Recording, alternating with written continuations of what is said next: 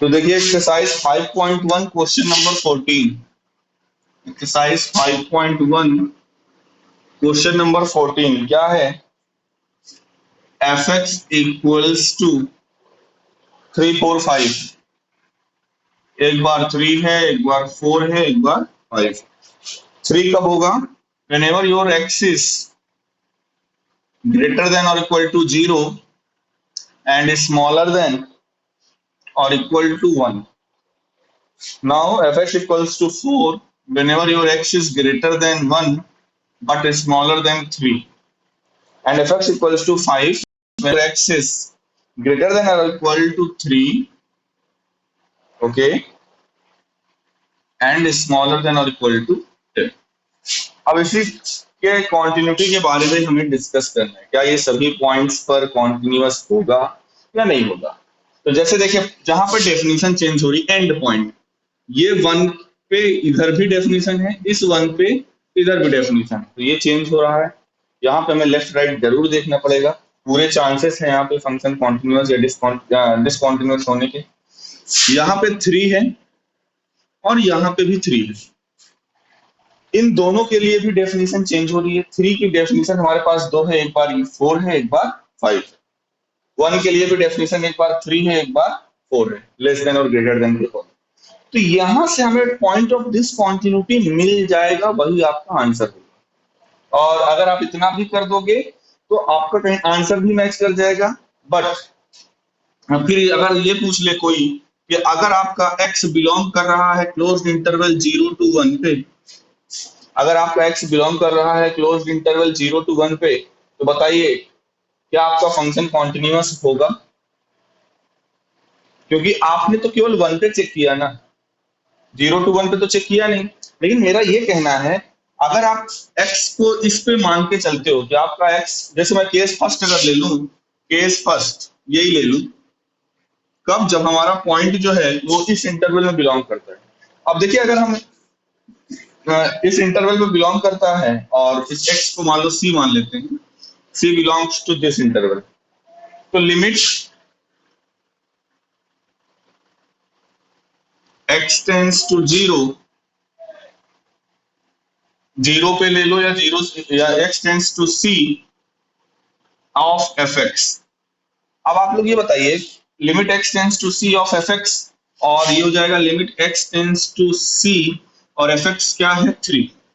तो c की value कुछ भी हो इस इंटरवल की, आपका रिजल्ट 3 ही आना है कि नहीं।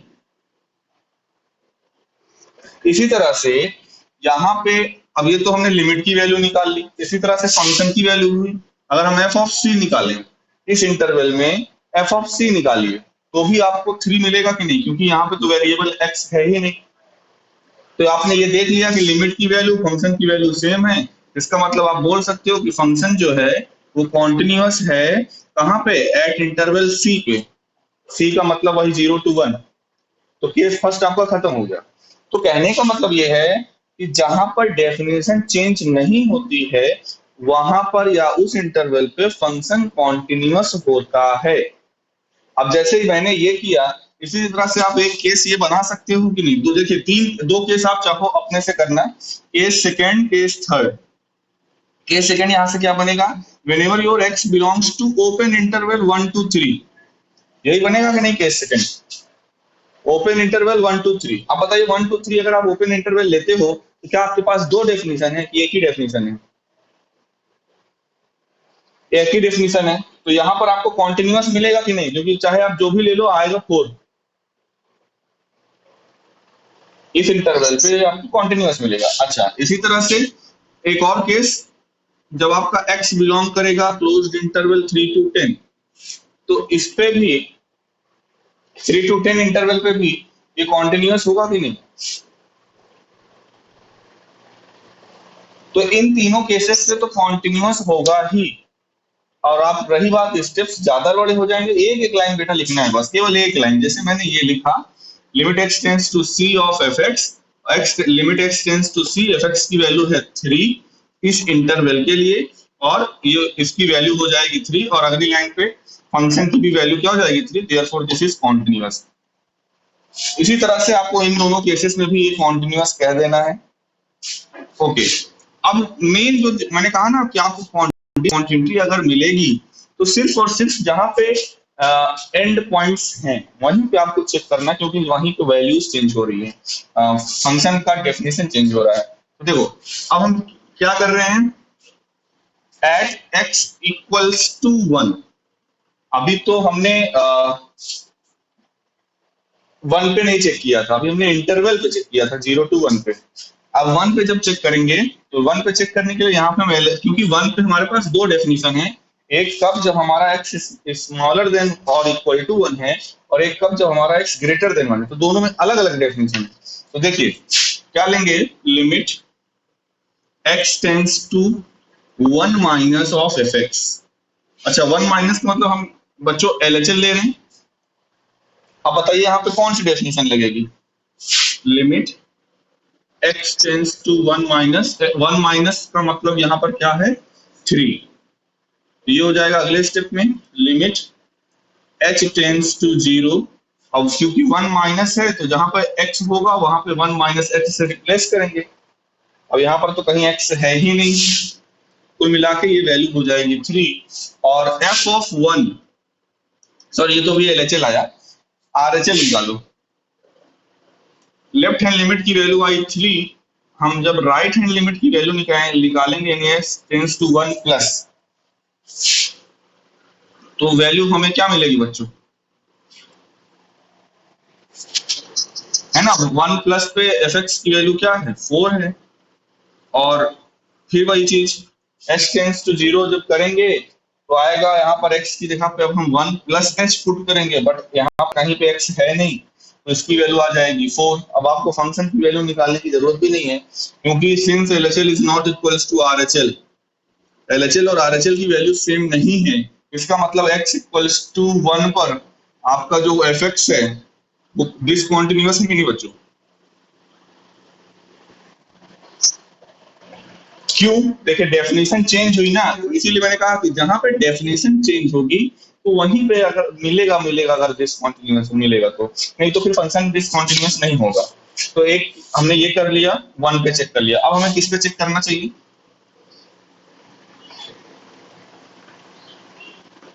3, यस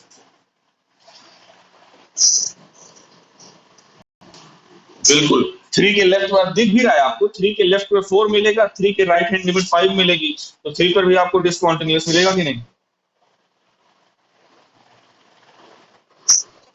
अब जैसे अगर मान के चलो, देखो डिपेंड करता है एग्जामिनर पे जो आपकी कॉपी चेक कर रहा है। मैंने ऐसे भी लोगों को देखा हुआ है, टीचर्स को या बच्चों को करते हुए, करते भी हैं लोग, कई सारे लोग करते हैं, क्योंकि देखो जो बाकी के केस है वो सब बकवास लगते हैं, बकवास लगते हैं, क्योंकि मतलब सिर्फ फॉर्मेलिटी जैसे होता नहीं, कहते कि इधर ये जो फॉर्मेलिटी कर रहे हैं, बाकी के केसेस सिर्फ फॉर्मेलिटी ही लगता है। अगर आपने केवल किस पे चेक करा, ये दो केस आपने किया, एक आपने x इक्वल्स टू 1 पे किया, एक आपने x इक्वल्स टू 3 पे किया, केवल आपने इन दो पॉइंट्स पे चेक किया कॉन्टिन्यूअस, क्योंकि आपको पता है जहां पर चेंज होगा वहीं पर डिसकंटिन्यूअस मिलना होगा, तो नहीं तो फंक्शन पूरे में कॉन्टिन्यूअस होगा। अगर जहां पे जिस पॉइंट पे डेफिनेशन चेंज होगी, अगर फंक्शन को डिसकंटिन्यूअस होना होगा तो केवल उन्हीं चेंजिंग पॉइंट पे डिसकंटिन्यूअस होगा, नहीं तो function through out the interval या थ्रू आउट द जितने भी इंटरवल यहाँ पे दिए हुए हैं, सभी में, जैसे यहाँ पे 0 से शुरुआत और 10 तक गया है, तो बाकी यानी 0 से लेकर 10 तक में सभी में फंक्शन कॉन्टिन्यूअस होगा।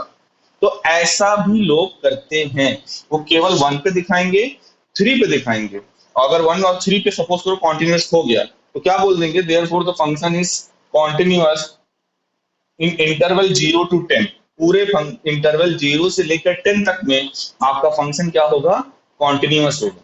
जो चीज अभी हम 2-3 केस बोले कि 0 से 1 इंटरवल, 1 से 3 इंटरवल, 3 से 10 इंटरवल पे, क्योंकि जान रहे हो इन तीनों पे डेफिनेशन तो वही लगनी है, तो वो तो कॉन्टिन्यूअस होना ही है।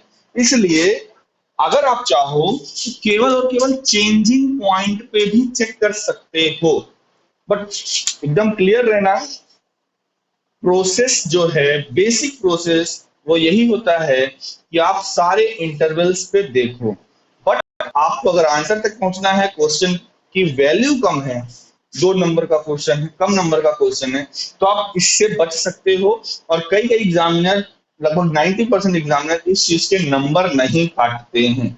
मेरा काम है आपको डिफरेंसेस बताना, ताकि वो आपकी चॉइस है कौन सा मेथड करना चाहिए। सिर्फ आप इसकी वजह से मत देखो कि अरे हमें तो इसमें कम करना पड़ेगा। आप ये भी देखो कि एग्जाम में करोगे तो किसमें आपको पूरे नंबर मिलेंगे, या कितने नंबर का क्वेश्चन है तो हमको कितना करना चाहिए। ठीक है, बाकी काम तो आपका इतने से ही चल जाएगा। 1 और 3 पे निकाल लो। अगर 1 और 3 पे कॉन्टिन्यूस तो बोल दो, और डिसकॉन्टिन्यूस भी होना होगा तो इन्हीं दोनों पॉइंट पर होगा, 1 और 3 पे। नहीं तो कहीं पे डिसकॉन्टिन्यूस नहीं होगा इस 0 से 10 तक में। अगर पॉइंट ऑफ डिसकॉन्टिन्यूटी पूछे तो भी 1 और 3 पे निकालो, कॉन्टिन्यूस पूछे तो भी 1 और 3 पर निकालो। और 1 3 पर कॉन्टिन्यूस हो गया तो पूरे इंटरवल तो हो जाए। खैर, ये तो क्वेश्चन हो गया। और कोई क्वेश्चन? 19, ओके।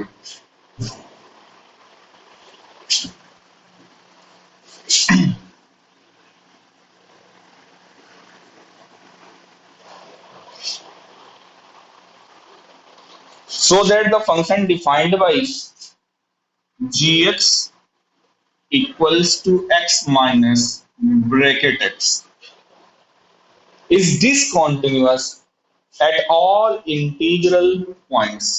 सभी इंटीग्रल पॉइंट्स पर, सभी इंटीग्रल पॉइंट्स पर फंक्शन क्या है? डिसकॉन्टिन्यूअस होगा, where bracket X denotes the greatest integer function. ठीक है, ब्रैकेट एक्स का मतलब क्या होता है? ग्रेटेस्ट इंटीजर फंक्शन आपने पढ़ा हुआ है, अभी ग्राफ में भी पढ़ा हुआ है। जिसका मतलब क्या होता है? Denotes the greatest integer less than और इक्वल टू एक्स। इस ब्रैकेट एक्स का मतलब अभी हमने एक दो लेक्चर पहले ग्राफ में समझाया था आप लोगों को, ये लेस देन और इक्वल टू एक्स के बराबर होता है, और जहां पर एक्स क्या होता है? इंटीजर होता है। ये ग्रेटेस्ट इंटीजर फंक्शन के बारे में पढ़ा ही नहीं आप लोगों ने? एक दो दिन पहले, एक दो लेक्चर पहले। तो आपको ये दिखाना है कि हर एक इंटीग्रल पॉइंट्स पर, इंटीग्रल पॉइंट्स का मतलब जैसे 1 2 3 जितने भी मतलब इंटीजर्स हैं, तो सारी इंटीग्रल पॉइंट्स पर ये फंक्शन क्या होगा? डिसकॉन्टिन्यूअस होगा। ऐसा हमें दिखाना है। चलिए करते हैं। सपोज करो सी हम ले लेते हैं पॉइंट, और इसमें देखिए सी जो काम एक पे करेगा वही काम सभी पे करेगा, क्योंकि यहाँ पे सारे इंटीग्रल पॉइंट्स है। अगर आपने सपोज करो वो इंटीग्रल पॉइंट को 2 ले लिया, सपोज करो वो इंटीग्रल पॉइंट 2 है, तो अगर 2 पे कोई फंक्शन डिसकॉन्टिन्यूअस है तो जो 2 पे काम करेगा वही 3 पे काम करेगा, क्योंकि डेफिनेशन तो एक ही है ग्रेटेस्ट इंटीजर फंक्शन की। तो इसलिए आपको इसमें अलग केसेस बनाने की जरूरत नहीं है। तो हमने मान लिया कि वो इंटीग्रल पॉइंट सी है, और थोड़ी देर के लिए यही मानकर चलो कि सी आपका कैसा नंबर है? ग्रेटर देन 0 है। तो limit x tends to c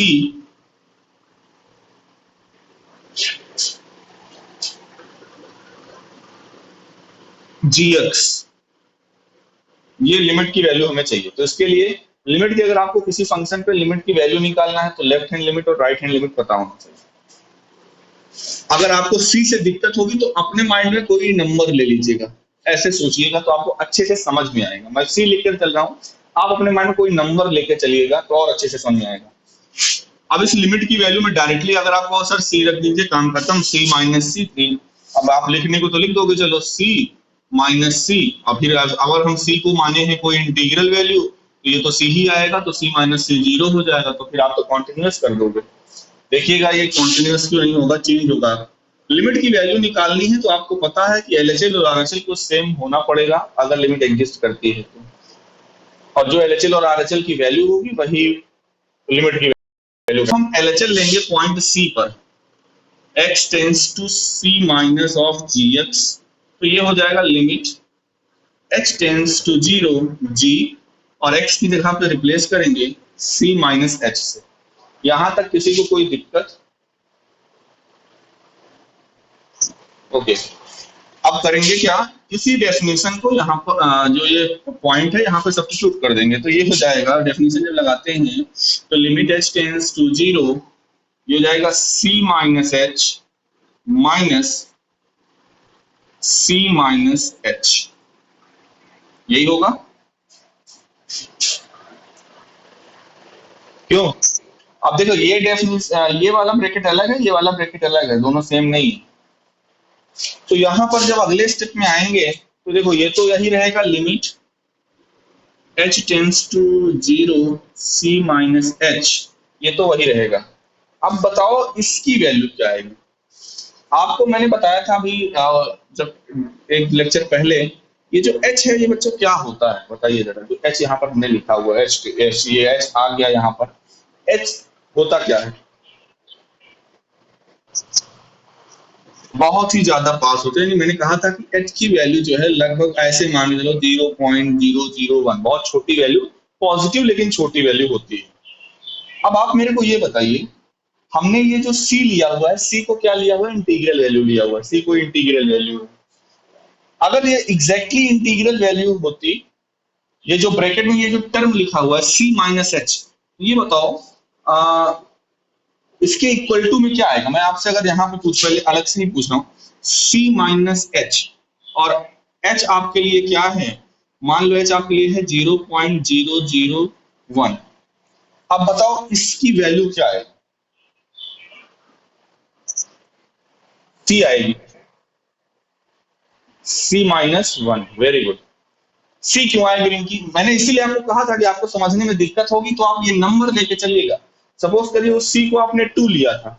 अब रिंकी जरा ये बताओ, अगर हम इस सी की जगह पे 2 रख रहे हैं, सपोज करो, आप देखो तो 2 में से इस नंबर को माइनस करोगी तो ये 1 पॉइंट समथिंग आएगा। अब अगर ये 1 पॉइंट समथिंग आए तो इसकी वैल्यू 1 हो जाएगी कि नहीं? नहीं समझी? ओके, तो जैसे ये c माइनस एच लिखा हुआ है, तो जैसे भी विवेक ने बोला, इसकी वैल्यू क्या हो जाएगी? c माइनस वन हो जाएगी कि नहीं? यहाँ बोलो, ये c माइनस एच को हम c माइनस वन लिख सकते हैं कि नहीं ब्रैकेट के बाहर?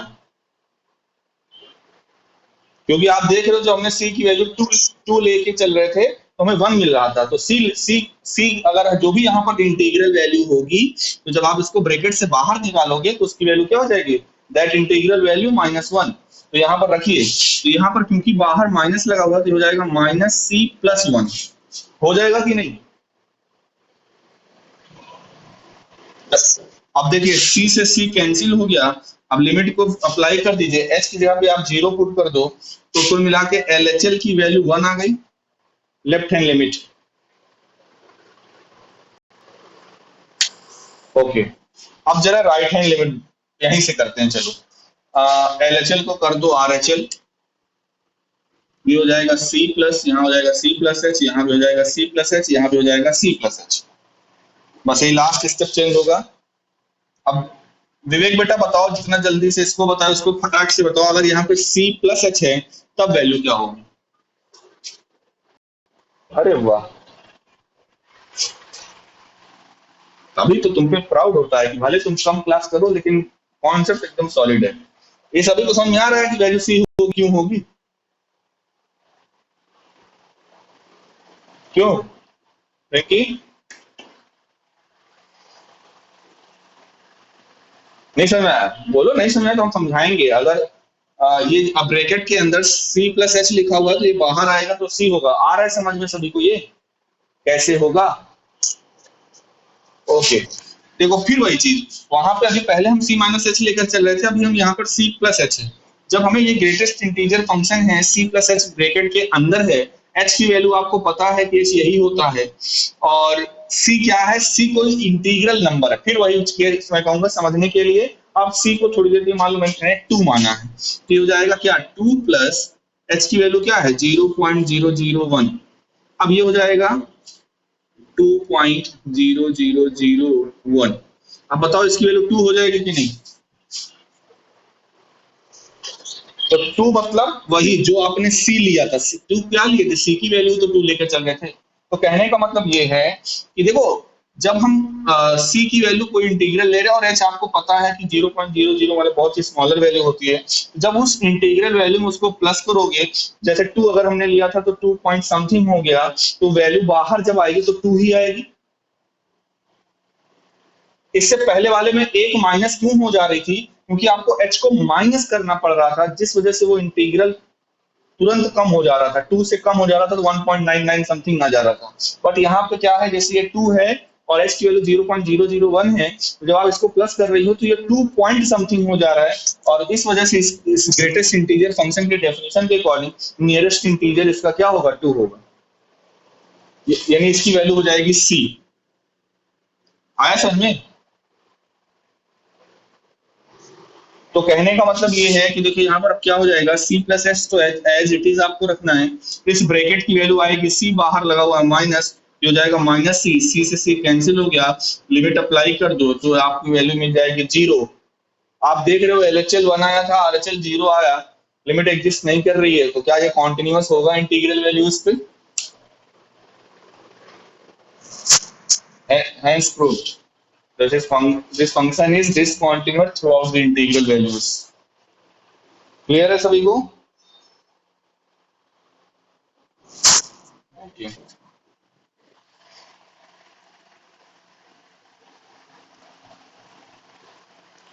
तो विवेक बेटा फुर्सत हो गए शादी ब्याह से या अभी भी बिजी चल रहे हो? हाँ, एग्जाम दिए थे कि नहीं, टेस्ट वगैरह? अच्छा, दिए रहो बेटा, हो सकता है जो जो 12th का इस बार प्रोसेस चल रहा है वही अगर तुम लोगों के साथ हो गया तो फिर तुम लोग दिक्कत में आ जाओगे, इसलिए कुछ कहा नहीं जा सकता भविष्य को। और बताओ, 5.1 कर रहे हैं, पहली एक्सरसाइज कॉन्टिन्यूअस पर बेस्ड है पूरी की पूरी। अच्छा, एक और चीज इसमें है, बताएं कि ना बताएं, हालांकि सिलेबस में तो नहीं है बट पक्का आपको रेफरेंस में जरूर मिलेगा, एल हॉस्पिटल रूल मिलता है कि नहीं? कौन पूछता है? अच्छा, चलो अच्छा बता देते हैं। हमने ग्रेजुएशन में खैर इसको पढ़ा था, बट आपको यहाँ पे आर डी शर्मा की देन है, यही मिल जा रहा है।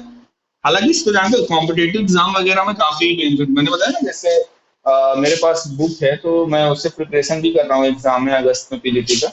तो ये सब जैसे मेथड्स है ना, उन सब कॉम्पिटेटिव एग्जाम में लगाने से, जैसे पीसीएस प्री में, आईएएस प्री में, अगर इससे रिलेटेड कुछ क्वेश्चन जैसे आए हुए हैं तो आराम से आप एल हॉस्पिटल रूल लगाते हो, आंसर तुरंत मिल जाता है, समय बच जाता है, left hand limit, right hand limit या ऐसा कुछ करने की आपको जरूरत ही नहीं पड़ती।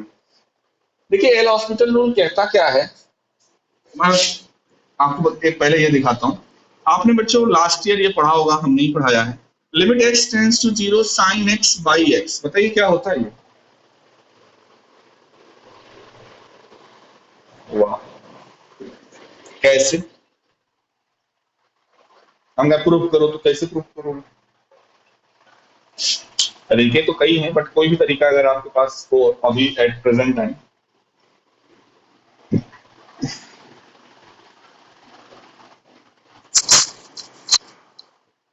वाह, वेरी गुड। कोरोना जो है लगता है बुद्धियों ले गया है सबको। साइन 0 इक्वल्स टू 1, 1/0 1, है ना?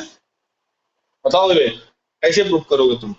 मान लो तुमको बोर्ड ने 100 नंबर का क्वेश्चन पूछ लिया, मैथ पे 100 नंबर मिले तुमको तुरंत, और तुमको इसको प्रूफ करना है। हाँ हाँ, 100 नंबर। देखिए इसके तरीके तो कई हैं। पहला तरीका तो वही, आप इसमें एलएचएल आरएचएल निकालो और देख लो लिमिट एग्जिस्ट कर रही है कि नहीं, और एलएचएल और आरएचएल की वैल्यू जो होगी वही होगी। अगर एलएचएल और आरएचएल सेम आ रहा है और 1 के इक्वल आ रहा है तो लिमिट की वैल्यू 1 होगी। दूसरा केस क्या है, एक्सपेंशन आप लोगों को मैंने लास्ट ईयर पढ़ाया हुआ था, एक्सपेंशन आपको आने चाहिए। जैसे साइन एक्स का expansion, sine X odd function है तो X minus x cube by 3 plus X to the power 5 कैसे करके होता है कि नहीं, इसका एक्सपेंशन फैक्टोरियल नीचे रहता है। तो साइन एक्स का एक्सपेंशन आपको पता होना चाहिए। मान लो साइन एक्स का एक्सपेंशन रख दिए और हाँ, या यस यस यस यस, तो आपको जो लास्ट ईयर मैंने सारे एक्सपेंशन लिखवाए हुए हैं, जो लोग क्लास में आते थे e to the power x का log 1 प्लस x का log 1 माइनस x का sin x cos x tan x, सभी का जितने भी एक्सपेंशंस आपके यूज में आते हैं मैंने सभी एक्सपेंशन लिखवाया हुआ है। क्यों लिखवाया कि नहीं, जो लोग क्लास में आते थे लिमिट जब पढ़ा रहे थे तो वहां से आप साइन एक्स का एक्सपेंशन लिखोगे और एक्स एक्स आप देखोगे कि सभी में कॉमन मिल रहा होगा। तो क्योंकि जैसे मान लो x minus x cube by factorial 3 plus something ऐसे है और नीचे होल अपॉन में क्या है एक्स, जैसे ही आप एक्स कॉमन लोगे तो ये एक्स कट जाएगा, यहाँ पर बचेगा 1 और लिमिट अप्लाई कर दो, बाकी सारे टर्म 0 आ गया, आंसर 1। ऐसे भी प्रूफ हो गया। अब आते हैं ये एल हॉस्पिटल रूल क्या है। देखिए बहुत ही सिंपल सी चीज है बच्चों, आप लोग जानते हो कि अगर आप अभी डायरेक्टली एस की वैल्यू रख देते हो, जैसे भी साहिल ने अपना दिमाग लगाया कि सर साइन 0 बराबर 1, तो आंसर ऐसे ही आ जाएगा कुछ। अगर आप एक्स की वैल्यू डायरेक्टली 0 रखते हो तो क्या आएगा, साइन 0 बाई 0 आएगा। साइन 0 की वैल्यू 0 होती है तो आपको 0 बाई 0 मिलेगा कि नहीं। तो देखिए बच्चों ये है इनडिटर्मिनेट फॉर्म। इस फॉर्म को क्या बोलते हैं, इनडिटर्मिनेट फॉर्म। अच्छा आपको मैं एक होमवर्क दे रहा हूं, मैं सभी लोगों से कल पूछूंगा। 7 इनडिटर्मिनेट फॉर्म होते हैं, कितने, 7। इस तरह से जैसे 7 इनडिटर्मिनेट फॉर्म 7 होते हैं इस चैप्टर के लिए लिमिट वगैरह में। तो आप लोगों को 7 कौन कौन से फॉर्म है, जिसमें से एक 0 बाई 0 है, 1 बाई 0 आप कह सकते हो। तो इस तरह से 7 इनडिटर्मिनेट, अब जो भी है मैं कल सभी से पूछूंगा 7 के सातों इनडिटर्मिनेट फॉर्म। और एक और केस है, अभी मैं कल ही पढ़ रहा था, मैंने पढ़ा इस चीज को। एक केस ऐसा यूपीएससी प्री में पीसीएस में पूछा गया था 2015 में कि 4 ऑप्शन दिए हुए थे और पूछा गया था इन चारों में से कौन सा इनडिटर्मिनेट फॉर्म नहीं है। तो जब भी आपको लिमिट रखने पर कुछ ऐसी वैल्यू मिलती है इंफिनिटी प्लस इंफिनिटी, तो इंफिनिटी प्लस इंफिनिटी कभी भी इनडिटर्मिनेट फॉर्म नहीं होता। ठीक है, इंफिनिटी प्लस इंफिनिटी ये इनडिटर्मिनेट फॉर्म नहीं है, बाकी सारे इनडिटर्मिनेट फॉर्म जो भी होंगे वो आप कल बताओगे मेरे को। अच्छा तो एल हॉस्पिटल रूल की बात अगर करें तो देखिए इसमें है क्या, इससे फायदा क्या होता है, कुछ पर्टिकुलर केस में जब इंडिटरमिनेट फॉर्म होता है तो तरीके अपने अपने हैं। जैसे जब भी 1 टू द पावर इंफिनिटी आए तो उसका एक तरीका दे दिया जाता है कि आप e टू द पावर में जो भी लिमिट है उसको e टू द पावर में कर दो, जो भी लिमिट है वो उसको आप e टू द पावर में कर दो और यहाँ पर लगा दो fx माइनस 1 और इनटू में gx। मतलब जब भी आपका फंक्शन बच्चों इस तरह से हो, limit suppose x tends to 0, यहाँ पे है fx और यहाँ पे पावर में है gx, और अगर आपको लिमिट की वैल्यू रखने पर आपको ये फॉर्म मिल रहा हो 1 टू द पावर इंफिनिटी, मतलब fx 1 मिल रहा हो और gx 0 रखने पर इंफिनिटी मिल रहा हो, तो ये भी इंडिटरमिनेट फॉर्म हुआ। तो जब इस टाइप का इंडिटरमिनेट फॉर्म होता है तो हम क्या करते हैं, पूरे लिमिट को, ये जो लिमिट लिखी हुई है इसको हम e टू द पावर में रख लेते हैं और fx में -1 करते हैं और जो पावर gx है उसको मल्टीप्लाई में करते हैं, सॉल्व करते हैं, अगले स्टेप में आपको आंसर मिल जाता है। तो ऐसे ही इंडिटरमिनेट फॉर्म को सॉल्व करने के तरीके हैं जो कि कॉम्पिटिटिव एग्जाम में बताया जाता है ताकि आप आसानी से लिमिट निकाल सको। और उन्हीं में से एक ये बेचारा छोटा सा है एल हॉस्पिटल रूल जो सबसे आसान है। ये फॉर्म कब यूज होता है, जब लिमिट की वैल्यू रखने पर बच्चों आपको 0 बाई 0 फॉर्म मिले। जब भी आपको लिमिट की वैल्यू रखने पर 0 बाई 0 फॉर्म मिले तो वहां पर आप एल हॉस्पिटल रूल लगा सकते हो। इतना क्लियर है। जैसे अभी यही केस देख लो, अगर इसकी लिमिट की हमें वैल्यू निकालनी है तो x की जगह पे 0 पुट करोगे तो 0 बाई 0 मिलेगा कि नहीं। तो यहाँ पर आप एल हॉस्पिटल रूल लगा सकते हो। अब ये कहता क्या है, ये रूल ये कहता है कि आप फंक्शन के जो भी आपके लिए फंक्शन लिखा हुआ है, पहली बात तो ये फंक्शन हमेशा ऐसे fx बाई gx के फॉर्म में लिखा होगा, क्योंकि 0 बाई 0 है तो जाहिर सी बात है अपॉन में समथिंग होगा। तो ऐसी सिचुएशन में एल आप लिख सकते हो बाई LH रूल। वहां पर आप न्यूमरेटर और डिनोमिनेटर दोनों को एक बार डेरिवेट कर सकते हो, करने पर लिमिट की वैल्यू में कोई फर्क नहीं पड़ता है, ऐसा इस रूल का कहना है। मतलब ये 0 बाई 0 बन रहा है, मैं दिखा रहा हूं, ये 0 बाई 0 बन रहा है। अब आप करिए क्या, साइन एक्स का डेरिवेटिव कर दीजिए। तो साइन एक्स का डेरिवेटिव कॉस एक्स होता है और एक्स का डेरिवेटिव 1 होता है कि नहीं। तो जब भी आपका जो बाई जीरो फॉर्म बन रहा होगा लिमिट की वैल्यू रखने पर, तो वहां पर आप ये रूल लगा सकते हो। ये रूल क्या कहता है कि आप ऊपर वाले और नीचे वाले का डेरिवेटिव लिख दो। ऊपर वाले का डेरिवेटिव साइन एक्स का क्या होगा, कॉस एक्स, तुमने कॉस एक्स लिख दिया, और एक्स का डेरिवेटिव 1 होगा तो तुमने लिख दिया। क्लियर है इतना? अगर अगर मान लो किसी ने ऐसे डेरिवेट किया, फिर वो जीरो रख रहा है और फिर जीरो बाई जीरो बन रहा है, तो आप फिर एलएचएस रूल लगा सकते हो। मतलब जितनी बार जीरो बाई जीरो बनेगा उतनी बार आप एल हॉस्पिटल रूल लगा सकते हो। और एल हॉस्पिटल रूल का क्या मतलब है, एलएच रूल का यही मतलब है कि आप फंक्शन में जो भी जिसकी आप लिमिट निकाल रहे हो, तो न्यूमरेटर और डिनोमिनेटर को एक एक बार डेरिवेट कर सकते हो। न्यूमरेटर का जो डेरिवेटिव आएगा वो न्यूमरेटर में लिखोगे, डिनोमिनेटर का जो डेरिवेटिव आएगा वो डिनोमिनेटर में लिखोगे। अब देखो, अब जरा लिमिट अप्लाई करो, अब क्या आ रहा है,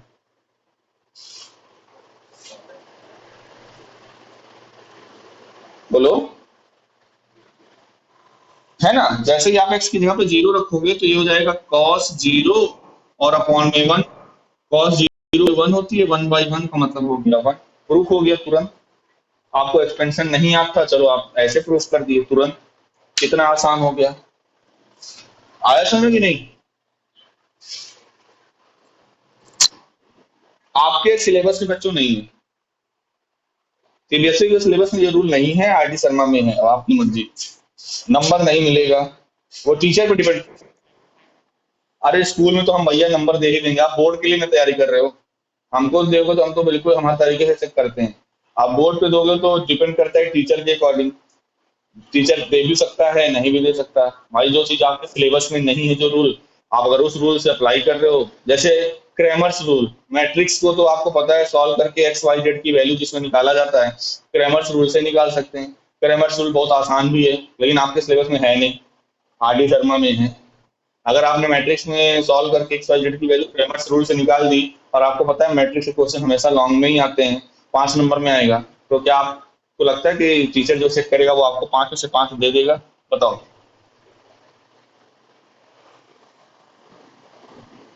हाँ तो फिर दो, हाँ तो चेक कर सकते हो बिल्कुल।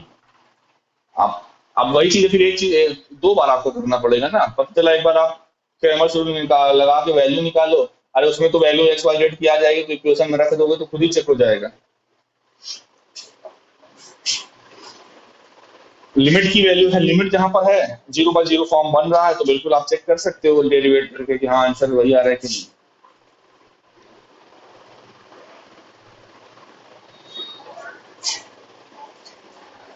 आया समझ में ये एलएच रूल?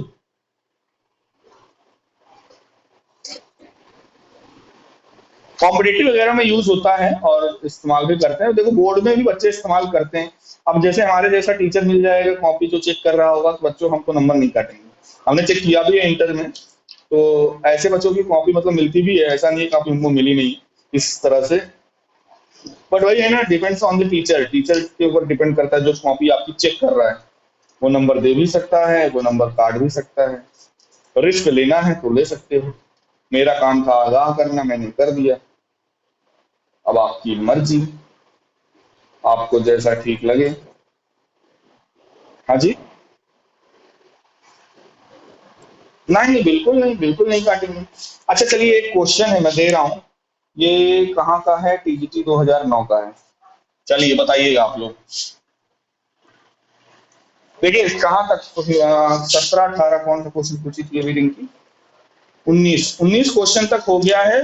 आगे अभी और है 10 15 क्वेश्चन है।